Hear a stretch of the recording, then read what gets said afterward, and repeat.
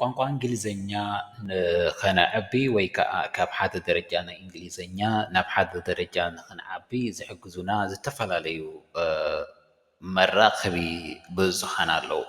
ገለ ካብኦም ሓደ ክለብ ሃውስ እዩ፣ እቲ ካልኣይ ከዓ ቻትጂፒቲ እዩ። ስለዚ እዞም መራኸቢ ብዙሓን ወይ ከዓ መራኸቢ ማሕበራዊ ሚድያታት ብኸመይ መንገዲ እዮም ናይ እንግሊዘኛ ቋንቋ ንኸነዕቢ ወይ ከዓ እንግሊዘኛ ቋንቋ ንኽንመልኽ ክሕግዙና ዝኽእሉ? ሰላምታ ይረሳዕኩን ክቡራት ኣሕዋት፣ ኣብ ዘለኹሞ ሰላም ክትህሉ እናተመነኹ ከምቲ ኣቐዲመ ዝበልክዎ ናይ ሎሚ መደብና ብቐሊሉ ቋንቋ እንግሊዘኛ ንኽንመልኽ ወይ ከዓ ካብ ሓደ ደረጃ ናይ እንግሊዘኛ ናብ ሓደ ደረጃ ንኽንዓቢ ዝሕግዙና ክልተ ዌብሳይታት ክንርኢና ወይ ከዓ ክልተ ማሕበራዊ ሚድያታት ክንርኢና ማለት እዩ። እቲ ሓደ ክለብ ሃውስ እዩ፣ እቲ ካልኣይ ከዓ እቲ ቻት ጂፒቲ ወይ ከዓ ብናይ ኤኣይ ዝሰርሕ ዌብሳይት እዩ ማለት እዩ። ስለዚ እታ መጀመርያ ንሪኣ ክለብ ሃውስ እዩ። ክለብ ሃውስ ሓደ ከም ማሕበራዊ ሚድያ ዝተፈላለዩ ካብ ዝተፈላለየ ናይ ኩርናዓት ዓለም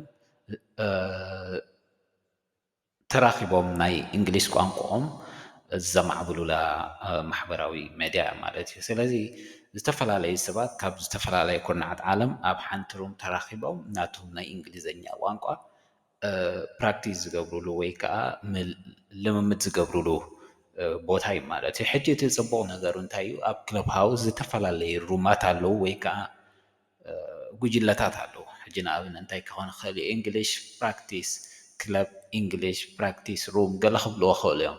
ሕጂ ኣብ ነፍሲ ወከፍ ሩም ዝበዝሐ ኣነ ዝረኽቦም ማለት እዩ፣ ኣብ ነፍሲ ወከፍ ሩም ሜድየተር ኣሎ፣ ነቲ መደብ ዘማእክሎ ሰብ ኣሎ። ስለዚ እቶም ሰባት ኣብኣ ዘለዉ 10 ሰባት ድዮም ክኾኑ 20 ሰባት ድዮም ክኾኑ ወላ ልዕሊ ክኾኑ ይኽእሉ እዮም። በብሪጋ ነቲ ናይ እንግሊሽ ቋንቋ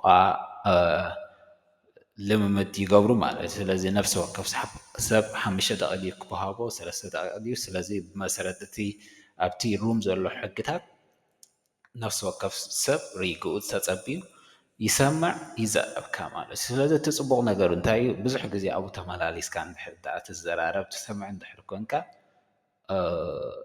ብርኡይ ለውጢ ኣብ ውሽጢ ሓፂር እዋን ክትገብር ትኽእል ኢኻ። ምክንያቱ ሓደ እንታይ እዩ ካባይ ጀሚርካ ነቲ ቋንቋ ንኽንዛረቦስ ንሓፍር ዲና ወይ ከይጋገ ኢልካ ትፈርሕ? ኣብኡ ግን ቤዚክ መሰረታዊ እንግሊሽ ቋንቋ ዘለዎም ሓንቲ ምሻሎ ከምዚ መሰረታዊ ኣብኡ ኣቲኻ ምስ ረኣኻዮስ ኣነ ባድሓን እየ ገለ ትብል ማለት እዩ። ስለዚ እንታይ እዩ ኣብኡ ዝሓፍር ሰብ የለን ገለ ኩሉ ሰብሲ እቲ ዘለዋ ንኣብነት እቲ ዘለዎ ቮካብላሪ ሒዙ እስታይ ይገብር ማለት እዩ። ስለዚ እንታይ ኢኻ ትገብር ኩሉ ግዜ ካብ ሓንቲ መዓልቲ ናብ ካልእ መዓልቲ ክትከይድ ከለኻ ቮካብለሪኻ ዕሪኻ ትመፅእ። ካብ ሓንቲ መዓልቲ ናብ ካልእ መዓልቲ እቲ ከተመሓይሾ ዘለካ ነገራት እናተምሃርካ ኢኻ ትኸይድ። ኣብኡ ንነግሩኻ እዮም ክትሓትት እውን ትኽእል ኢኻ፣ ካብኻ ዝበልጡ ክህልው ይኽእሉ እዮም ኣብታ ሩም። ስለዚ ብዙሕ ነገራት ክሕግዙኻ ይኽእሉ እዮም ማለት እዩ። ስለዚ እታ ሓንቲ ክለብ ሃውስ እያ ሞር እቲ ናትና ናይ እንግሊዘኛ ቋንቋ ሞር ከነዕብስ ክትሕግዘና ትኽእል። እታ ካልአይቲ ቻት ጂፒቲ ማለት እዩ። ቻት ጂፒቲ ብኸመይ መንገዲ እዩ ንዓና ኣብ ናይ እንግሊሽ ቋንቋ ክእለትና ክሕግዘና ዝኽእል ኣብ ዝብል ቻት ጂፒቲ ከም እንፈልጦ ካብ ሓደ ዓመት ናብ ሓደ ዓመት ካብ መዓልቲ ናብ መዓልቲ እናማዕበለ ወይ ከዓ ዴቨሎፕመንት እናገበረ እዩ ዝኸይድ ዘሎ። ስለዚ ብኸመይ መንገዲ ኢና እቲ ናይ እንግሊዘኛ ቋንቋ ከነዕቢ ንኽእል ንዝብል ንኣብነት ኣብ ዌብሳይት ወይ ከዓ ኣብ ጎግል ኬድና ኣብ ቻት ጂፒቲ እንታይ ክንብላ ንኽእል ኢና? ለትሰይ ኣነ ኣብ ቴሌፎነይን ኣብዚ ኮምፒውተርን ከፊት ኣለዎ። ስለዚ ንቻት ጂፒቲ ክሓታያ ማለት እዩ። Hello ChatGPT, I would like to know my English level regarding CELPIP and IELTS standards from Canadian standard point of view. Could you recognize or could you categorize me in which level I would be categorized from your point of view?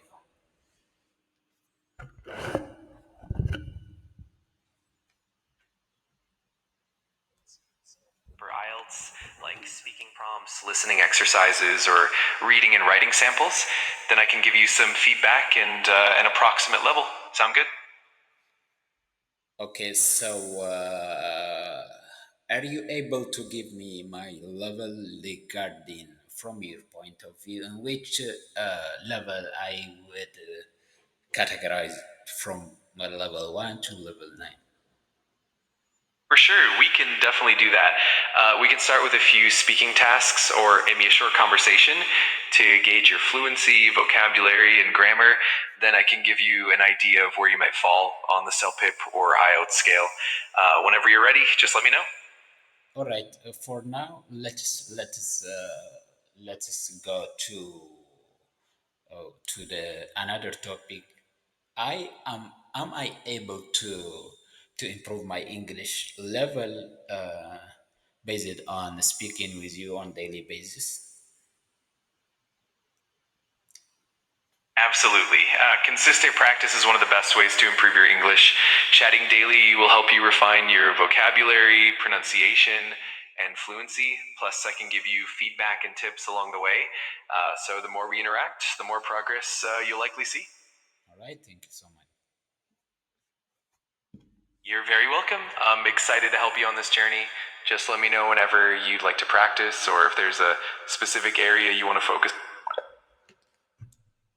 ኦራይት ስለዚ ክንሪኦ ፀኒሕና ማለት እዩ እቲ ምስ ቻት ጂፒቲ ንገብሮ ቻቲን ወይ ከዓ እቲ ምስ ቻት ጂፒቲ ንገብሮ ዝርርብ ኣብ እቲ ናትና ናይ እንግሊዘኛ ቋንቋ ሞር ንኸነዕቢ ብዙሕ ክሕግዘና ይኽእል እዩ ሶ ያ ከምቲ ዝበልናዮ እቲ ኮንሲስተንሲ ወይ ከዓ እቲ ቀፃልነት ኣገዳሲ እዩ ምክንያቱ the more you practice, the more better you get. So yeah, ከምቲ ዝተባሃልናዮ እቲ ናይ ክለብ ሃውስ ሞር ምስ ሰባት ኢኻ ቻት ትገብር እቲ ዝተጋጋኸየ ነገር እንታይ እዩ ሞር ምስኦም እናተሓጋገዝካ ከተዕቢ ትኽእል ኢኻ እቲ ናይ ቻት ጂፒቲ ከዓ እቲ ኤኣይ እዩ ሞር ክሕግዘካ ዝኽእል ሶ ያ እዚአን ክልተ መራኸብ ብዙሓንሲ ሞር ክሕግዘና ኢለ ስለ ዝሓሰብኩ እየ ስለዚ እዛ መደብ እንድሕር ደኣ ፈቲኹማ ላይክ ሼር እንድሕር ደኣ ኣባላት ናይዛ ዩቲብ ቻነል ክትኮኑ እንድሕር ደሊኹም ከዓ ሰብስክራይብ ክትገብሩ ትኽእሉ ኢኹም ሰናይ እዩ ሰናይ መዓልቲ